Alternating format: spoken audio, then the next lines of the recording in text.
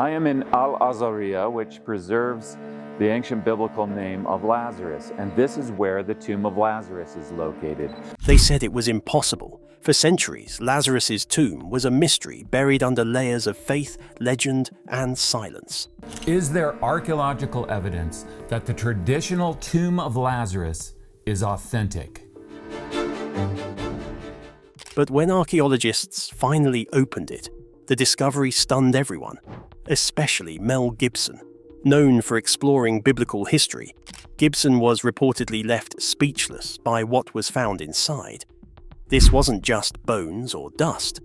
What emerged challenged long-held beliefs, raised unsettling questions, and reignited one of the Bible's most powerful stories in a way no one expected, until this shocking moment. So, join us in this video as we reveal the details. Marked by eternity inside the tomb.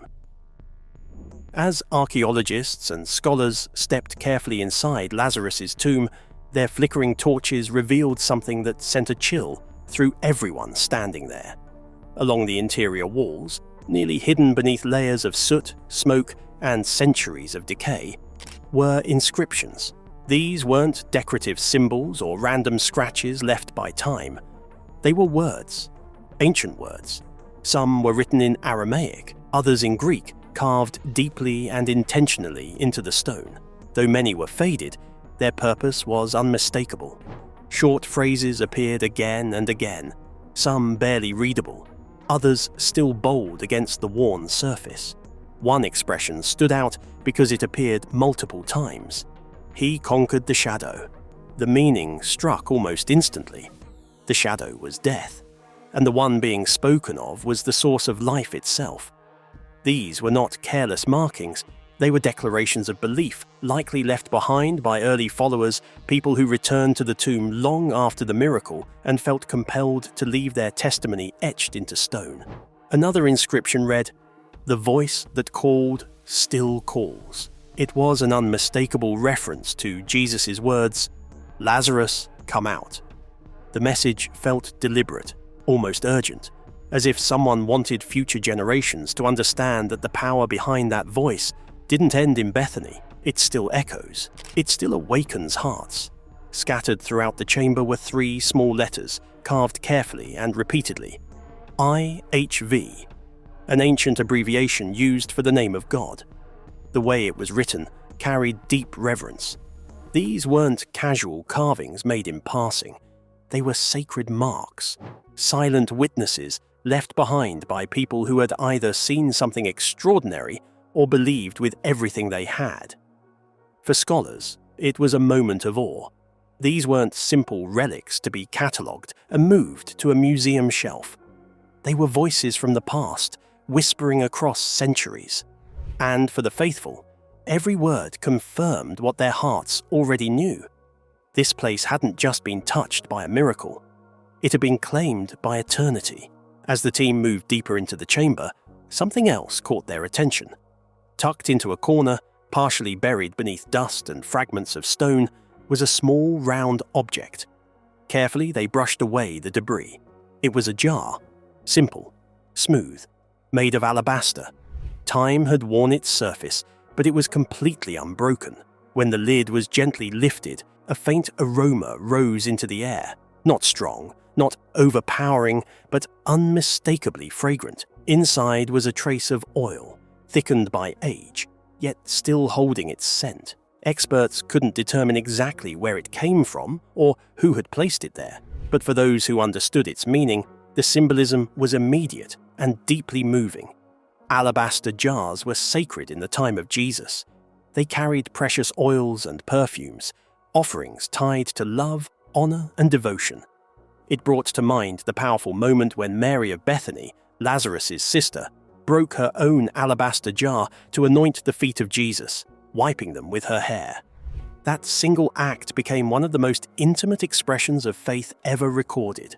Was this the same jar? Probably not, but was it placed there by someone who understood its meaning? Without question, it was a quiet offering, left in the darkness to speak of light. Someone had come to the tomb not just to remember what happened there, but to worship.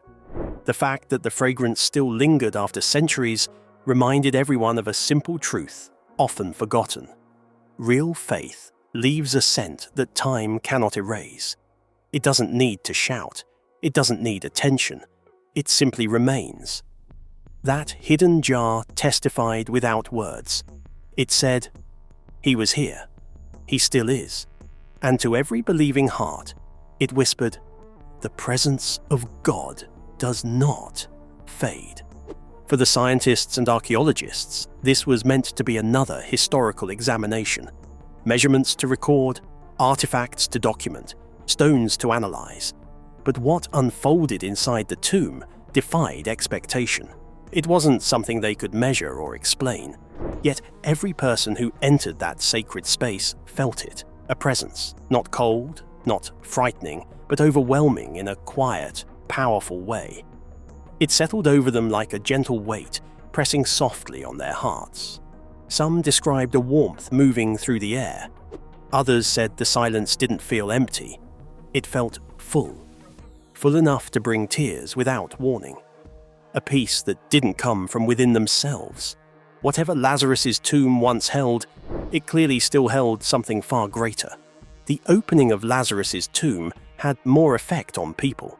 But how? Keep watching to find out. The voice that still calls.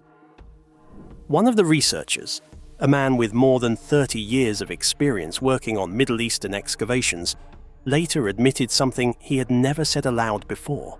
When he stepped closer to the spot where Lazarus had once been laid, his heart began to race. He wasn't a man of faith, not before that day, but standing there, surrounded by stone and deep silence, he quietly whispered a single sentence that surprised even himself. Something holy happened here. Another member of the team, standing near the wall where a strange cross-shaped crack appeared, said it felt as though someone unseen was watching them, not with judgment, not with fear, but with compassion. There was no instrument that could measure what they felt, no report that could properly explain it. Yet every person who entered that tomb walked out changed. Even those who came with doubt and emotional distance left in silence, heads lowered, words unnecessary. Because the atmosphere inside that tomb was not just historical, it was sacred. For believers, this is no surprise. Scripture teaches that where God moves, his presence remains. And in that small stone chamber where death once ruled and life broke through, that presence had not faded with time. It still lingered, quiet, strong, waiting to touch hearts once more. The words Jesus spoke in front of that tomb were never meant for only one man. When he cried out, "Lazarus, come out," it was not a sentence trapped in history. It was a call that continues to echo through the centuries. A call that reaches beyond stone, beyond time, beyond even death itself. It is a living voice, and it still speaks today. There are many who walk through life breathing, yet feel dead inside, buried under grief, crushed by disappointment, paralyzed by fear, silenced by pain. Just like Lazarus, they are wrapped in things that bind them. Shame, guilt, sorrow, regret. They feel forgotten, sealed behind invisible stones, believing no one hears their cries anymore. But the voice of Jesus has not changed. He still calls the hopeless and says, "Come out." He still calls the lost and says, "Come out." He still calls those who have stopped believing that anything can change and says, "Come out." When Jesus spoke to Lazarus, he didn't beg, he didn't knock, he commanded. Because his voice carries authority, the same authority then as it does now. It is a voice that doesn't just speak, it awakens. A voice that doesn't just comfort, it revives. That voice is reaching for you, for your family, for the brokenhearted, for the forgotten, not only to lift you up, but to call you out of fear, out of despair, out of the prison of the past. Lazarus walked out of the tomb still wrapped in grave clothes, but he was alive, and Jesus didn't stop at bringing him back. He told the people standing there to unwrap him and let him go. The miracle was never only about raising the dead, it was about freedom.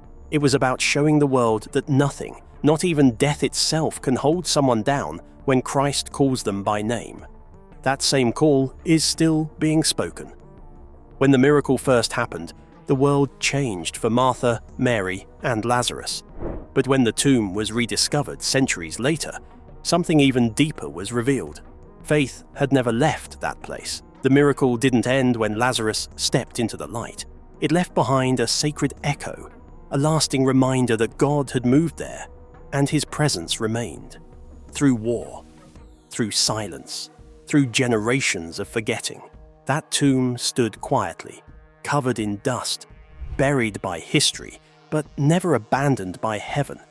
And when the stone was moved once more and light entered that chamber again, what was found wasn't just old rock or ancient remains.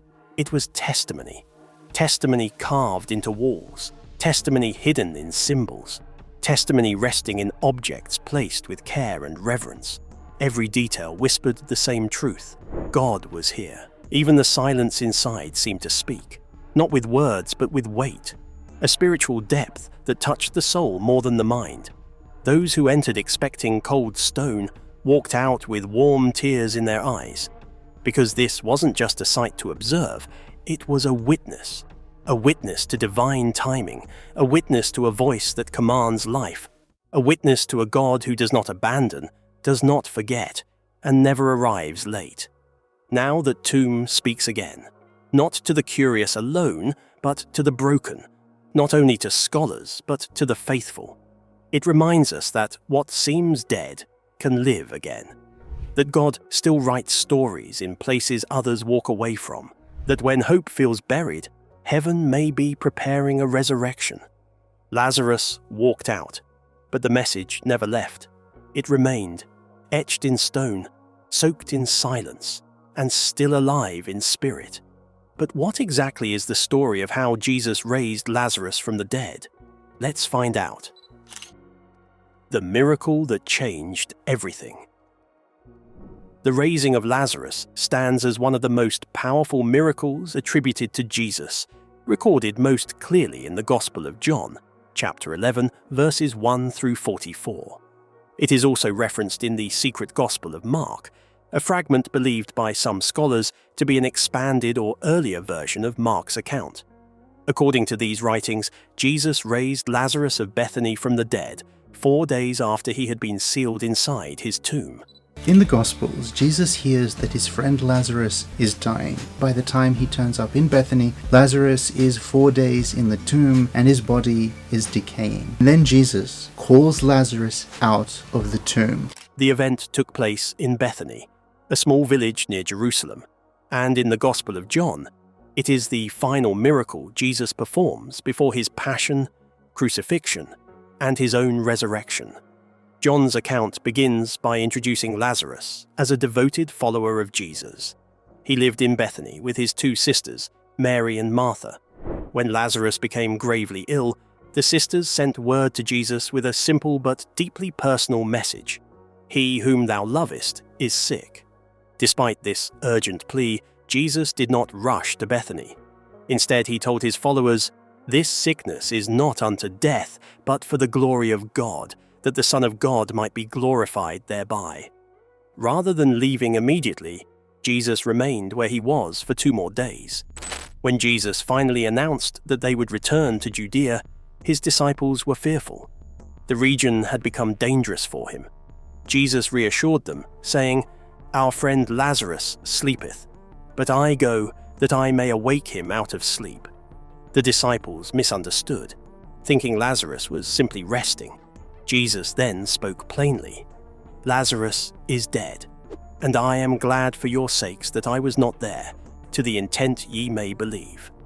By the time Jesus arrived in Bethany, Lazarus had been dead for 4 days. He first encountered Martha, who expressed her grief and disappointment, saying, "Lord, if thou hadst been here, my brother had not died." Jesus responded with one of the most profound statements in Scripture, "I am the resurrection and the life. He that believeth in me, though he were dead, yet shall he live." Martha affirmed her faith, declaring her belief that Jesus was the Christ, the Son of God. Jesus later met Mary, who echoed her sister's sorrow. Moved deeply by her tears and the mourning of those gathered, Jesus himself wept. It is one of the shortest yet most human verses in the Bible. Jesus wept. My go-to was John 11:35, what is famously known as the shortest verse in the Bible, Jesus wept. This is perhaps one of the most significant verses in all of Scripture. His grief revealed both compassion and love. Standing before the tomb, Jesus asked that the stone sealing it be removed. Martha protested, warning that after 4 days there would be a stench. Jesus reminded her, "Said I not unto thee, that if thou wouldest believe, thou shouldest see the glory of God?" The stone was rolled away. Jesus prayed aloud, not because he needed to be heard by God, but so that those watching might believe. Then he cried out with authority, "Lazarus, come forth!" Against all reason, Lazarus emerged from the tomb, still bound in grave clothes. Jesus instructed those nearby to unbind him and let him go. The miracle left many witnesses in awe, and the gospel records that many believed in Jesus because of what they had seen. Others, however, reported the event to the religious leaders in Jerusalem. Lazarus appears again in the Gospel of John, chapter 12, when Jesus returns to Bethany 6 days before Passover. Lazarus attends a supper hosted by Martha, and his very presence draws crowds. So many people were believing in Jesus because of Lazarus that the chief priests even considered putting Lazarus to death. This miracle, the longest and most detailed sign in John's Gospel outside of the Passion narrative, directly leads to the decision by Caiaphas and the Sanhedrin to put Jesus on trial. A similar resurrection story also appears in the secret Gospel of Mark, though the individual is unnamed. Some scholars believe this version may represent an earlier form of the story later preserved in John's Gospel. Either way, the raising of Lazarus stands as the moment that changed everything.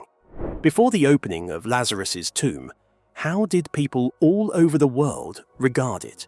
Stay tuned to find out. The tomb that never fell silent. The place believed to be the first tomb of Lazarus is located in Bethany, and even today, it remains a powerful destination for pilgrims from around the world. For centuries, people of faith have traveled to this spot, drawn not just by history, but by the story tied to it. Over time, several Christian churches were built at the site, each reflecting the devotion of a different era.